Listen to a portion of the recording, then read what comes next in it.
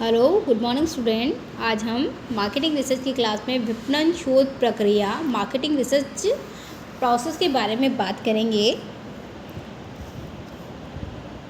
इसमें सबसे पहला विपणन शोध के जो चरण है, स्थिति विश्लेषण करना, अनौपचारिक शोध, औपचारिक और अंतिम शोध, विपणन समंकों का संकलन, सरलीकरण एवं विश्लेषण, अर्थ निर्वचन, प्रतिवेदन तैयार करना और अनुवर्तन। ये सारे स्टेप्स जो हैं विपणन शोध प्रक्रिया के हैं। सबसे पहले हम डिस्कस करेंगे प्रॉब्लम एनालिसिस, स्थिति विश्लेषण। ब्राउन के अनुसार कोई भी शोधकर्ता जब शोध की कार्यवाही प्रारंभ करता है तो उसकी स्थिति के संबंध में जानकारी प्राप्त की जाती है जिसका कि वह शोध करने जा रहा है। अनुसंधानकर्ता को कंपनी के वातावरण के संबंध में जानकारी प्राप्त करनी चाहिए। स्थिति विश्लेषण के संबंध में अनुसंधानकर्ता निम्न बातें जान सकता है। पहला है कंपनी के उत्पादन के संबंध में जानकारी, वितरण के स्रोतों के संबंध में जानकारी, विज्ञापन एवं विक्रय संवर्धन के संबंध में जानकारी, कंपनी के विक्रय संगठन के संबंध में जानकारी, कंपनी की मूल्य नीति आदि के संबंध में जानकारी।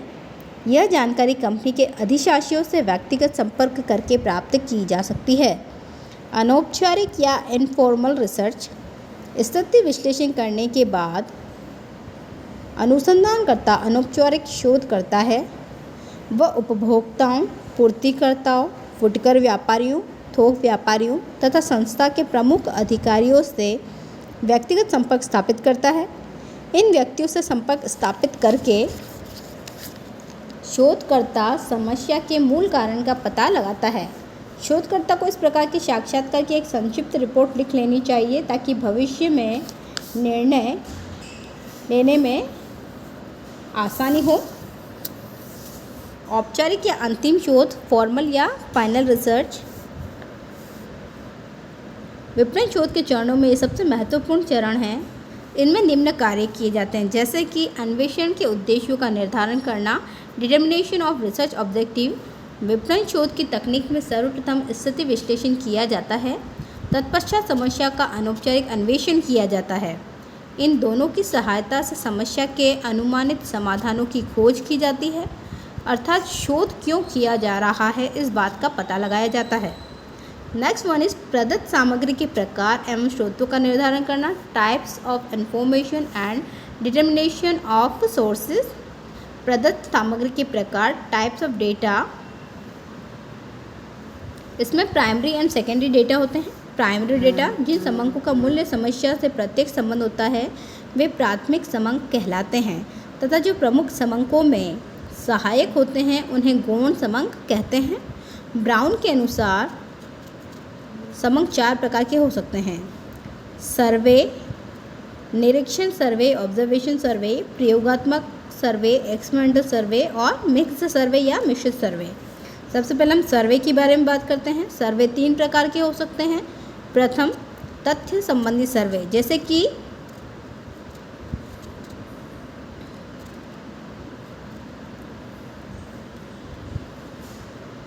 कि गाड़ी बेचने वाला यह जानना चाहता है कि उदयपुर शहर में कितनी गाड़ियों की शोरूम है।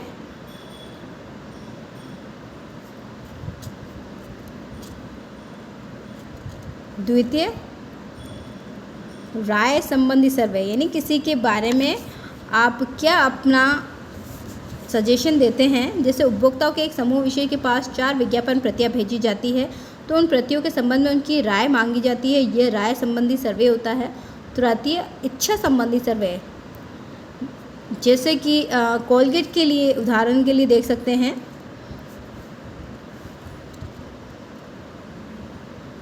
कि अलग अलग तरह के कोलगेट्स होते हैं, उनका प्रयोग भी अलग अलग हो सकता है, लेकिन सभी का काम सफाई ही होता है, अतः उनके संबंध में समंक एकत्रित किए जाते हैं। उपभोक्ता किस इच्छा से किस वस्तु का विशेष प्रयोग करता है। निरीक्षण सर्वे, निरीक्षण सर्वे में स्टोर अंकेक्षण किया जाता है, अर्थात शोधकर्ता स्टोर में जाकर बैठ जाता है, उपभोक्ताओं की प्रक्रियाओं को देखता रहता है और संक्षेप में तत्काल ही उसे लिखता रहता है। प्रयोगात्मक सर्वे, इसमें विपणन के परिणाम की जांच की जाती है, जैसे विज्ञापन में बिक्री में ज़्यादा वृद्धि होगी या मुफ्त नमूनों का वितरण करें। इसके लिए दो समान क्षेत्र ले लिए जाते हैं, एक में विज्ञापन था, दूसरे में मुफ्त नमूने का वितरण किया जाता है। फिर ये देखा जाता है कि किस क्षेत्र में बिक्री अधिक हुई है। मिक्स्ड सर्वे इसमें उपयुक्त विधि में से कोई दो या अधिक को एक साथ मिलाकर शोध कार्य कर लिया जाता है। प्रदत्त सामग्री के स्रोत, sources of the needed information. प्रदत्त सामग्री के स्रोतों को दो भागों में बांटा जा सकता है, प्रमुख स्रोत और गौण स्रोत, मेन रिसोर्सेज और सेकेंडरी सोर्सेज। प्रमुख स्रोत वे होते हैं जिनका शोध से प्रत्यक्ष संबंध होता है, जैसे उपभोक्ता, वितरक, एजेंट, प्रतिस्पर्धी तथा प्रबंधक वर्ग। अन्य शब्दों में हम कह सकते हैं कि समंकों का पता बाजार से तक कंपनी के आंतरिक अभिलेखों से लगाया जा सकता है। प्राथमिक समंक प्राप्त करने के लिए शोधकर्ता स्वयं जाकर जानकारी प्राप्त कर सकता है या डाक के द्वारा प्रश्नावलियाँ भरवा सकता है या टेलीफोन के द्वारा भी अपने प्रश्न पूछ सकता है। नेक्स्ट है गौण स्रोत, सेकेंडरी सोर्सेज। ये प्रमुख स्रोतों में सहायक होते हैं, जैसे कि पत्रिकाएं, जर्नल, समाचार पत्र, कंपनी संगठन, चैम्बर ऑफ कॉमर्स आदि। इसके अतिरिक्त सरकारी प्रकाशन भी समय समय पर होते रहते हैं। इन सब साधनों से प्राप्त की गई सूचना गौण स्रोत कहलाते हैं। समंक एकत्रित करने के लिए फॉर्म तैयार करना, to prepare from data collection. समंक एकत्रित करने के लिए जो फॉर्म बनाया जाता है वह अलग अलग तरीक़ों से समंक एकत्रित करने हेतु भिन्न भिन्न होता है। फॉर्म में प्रश्न छोटे और समझने योग्य होने चाहिए। प्लानिंग ऑफ सैम्पलिंग, निर्देशन का नियोजन। निर्देशन से आशय है कि फील्ड वर्क के दौरान कितने प्रकार के अन्वेषण किए जाएंगे, इस बात का नियोजन करना। निर्देशन का चुनाव करते समय 3 बातों का विशेष ध्यान रखा जाना चाहिए। निर्देशन पर्याप्त होना चाहिए, निर्देशन प्रतिनिधि, निर्देशन के चुनाव। निर्देशन पर्याप्त मात्रा में होना चाहिए, निर्देशन प्रतिनिधि होना चाहिए, अर्थात समग्र उसी क्षेत्र से लेने चाहिए जिस क्षेत्र के डॉक्टर के बारे में हम राय लेना चाहते हैं। निर्देशन के चुनाव में तीसरी ध्यान देने योग्य बात यह कि यह ज़्यादा महंगा नहीं होना चाहिए। जांच के लिए अनुसंधान, सभी बातें जांचने के बाद कुछ सामग्री हमारे पास है, उनमें से कुछ सामग्री लेकर उसकी जांच कर लेनी चाहिए। उससे ये फ़ायदा होता है कि प्रश्नावली में कुछ प्रश्न लिखने से रह जाते हैं या उसमें सुधार की आवश्यकताएँ होती है तो सुधार या संशोधन आसानी से किया जा सकता है। साथ ही जाँच से सर्वे होने पर व्यय तथा समय का भी पता लग जाता है। चौथा चरण है विपणन समंकों का संकलन। समंक 3 प्रकार से एकत्रित किए जाते हैं। सर्वेक्षण समंक, सर्वेक्षण डेटा। ये समंक 2 प्रकार से एकत्रित किए जा सकते हैं। प्रथम व्यक्तिगत संपर्क स्थापित करके और द्वितीय प्रश्न पूछकर समंक एकत्रित किए जाते हैं। इसके अलावा पत्र व्यवहार के द्वारा भी समंक को एकत्रित किया जा सकता है। दूसरा है निरीक्षण समंक, ऑब्जर्वेशन डेटा। इन समंकों को एकत्रित करने के लिए दुकान या स्टोर में उपस्थिति आवश्यक है।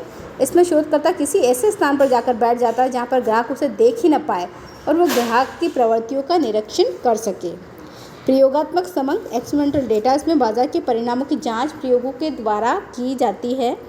फिर है सरलीकरण एवं विश्लेषण, सिंप्लीफिकेशन एंड एनालिसिस। समंक एकत्रित करने के बाद उनकी सारणियाँ बनाई जाती हैं, उनका विश्लेषण किया जाता है। सरलीकरण एवं विश्लेषण में निम्न 4 कार्य होते हैं। पहला है संपादन, एडिटिंग। दूसरा है चेकिंग ऑफ डेटा, समंकों की जांच। तीसरा है स्टैटिकल कंक्लूजन, सांख्यिकी निष्कर्ष। और चौथा है विश्लेषण। सबसे पहला संपादन। इसका आशय है कि प्रश्नावली में उत्तर गलत हैं तो उसका विश्लेषण में शामिल हम नहीं कर सकते हैं।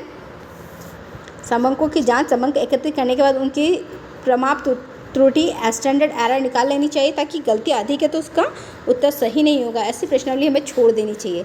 सांख्यिकी निष्कर्ष, यदि आवश्यक हो तो सूचनाओं समंकों का माध्य सहसंबंध ज्ञात कर लेना चाहिए। विश्लेषण, उपयुक्त सभी कार्य कर लेने के बाद समंक तथा सूचनाओं का विश्लेषण किया जाता है। फिर है इंटरप्रिटेशंस, अर्थ निर्वचन। विश्लेषण का कार्य पूरा हो जाने के बाद उसका निर्वचन या उसकी व्याख्या की जाती है। अधिकांश निर्वचन आगमन तर्कों के द्वारा ही किए जाते हैं। प्रतिवेदन तैयार करना, रिपोर्टिंग। समंकों के विश्लेषण एवं निर्वचन के बाद शोधकर्ताओं के द्वारा प्रतिवेदन तैयार किया जाता है। प्रतिवेदन 2 प्रकार का होता है। प्रथम तकनीकी प्रतिवेदन। यह प्रतिवेदन उन लोगों के लिए होता है जो शोध कला को जानते हैं। द्वितीय सामान्य प्रतिवेदन। यह प्रतिवेदन उन व्यक्तियों के द्वारा तैयार किया जाता है जो शोध कला को नहीं जानते हैं। प्रतिवेदन में शीर्षक शोध का क्षेत्र, निष्कर्षों का संक्षिप्त विवरण, अध्ययन विधि, सीमाएं